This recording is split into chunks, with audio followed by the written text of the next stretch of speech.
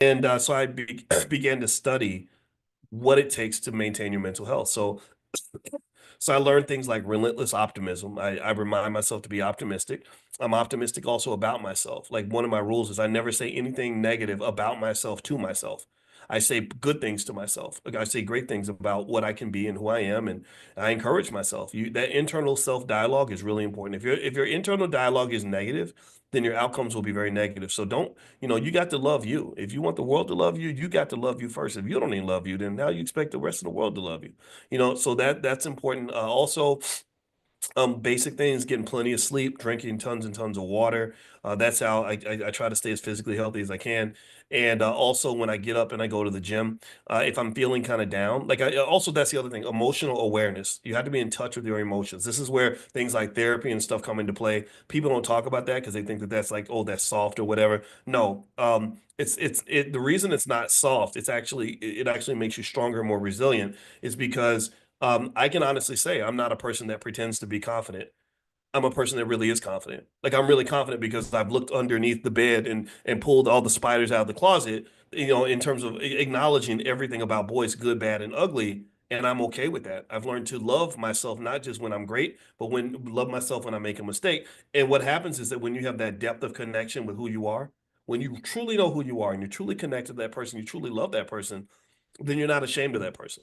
You know that person ain't perfect, but you know that person has the capacity to be as great as he or she wants to be. So at that point, you can truly walk through life with substance and not flash. I've told you, I kind of laugh because there's a lot of flashy, fast talking Negroes out here. People talking a big game, and in their arrogance is covering up for deep, deep, deep, deep level insecurities. And I'm like, I don't want to be like that. I want substance. We can be flashy if you want to. I don't care, but the substance will always show up, and that's something that helps you sleep at night. The other piece of that too is last piece I'll say is the motivation. Like Spotify has all these like motivational tapes and stuff, and that's one thing that I might listen to kind of get me going and reminding myself who I'm supposed to be. Being the best does not mean you're always at your best.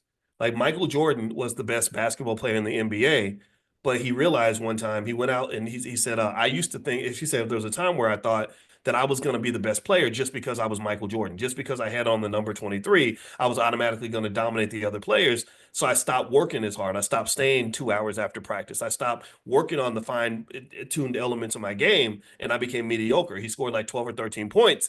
And he said, whoa, wait a minute. So what I think he learned there is that being the best doesn't mean you're always at your best. And greatness is a contract that you must renew every single day. Do you understand? Like your black excellence has to be, it's a contract with yourself, and the contract is up for renewal every single morning. Because some days you wake up and you're not feeling it. Some days you're not being the person that you want to be. So there has to be a process to get you back to where you're supposed to be. The psychologists might call this queuing up a part of who you are, like bringing it out. Like, so for example, if my goal is to be the best Christian on earth, then every day I might have to go through it. I might have to listen to some gospel music, some Kirk Franklin, like read the Bible, do some prayer, right? Center myself. And then next thing you know, I show up as super Christian, right? But if I'm hanging out in the nightclub and smoking some weed and getting into shenanigans and fighting with people, then that might bring out because y'all know a lot of Christians got the other side of themselves that is not Christian like at all, right?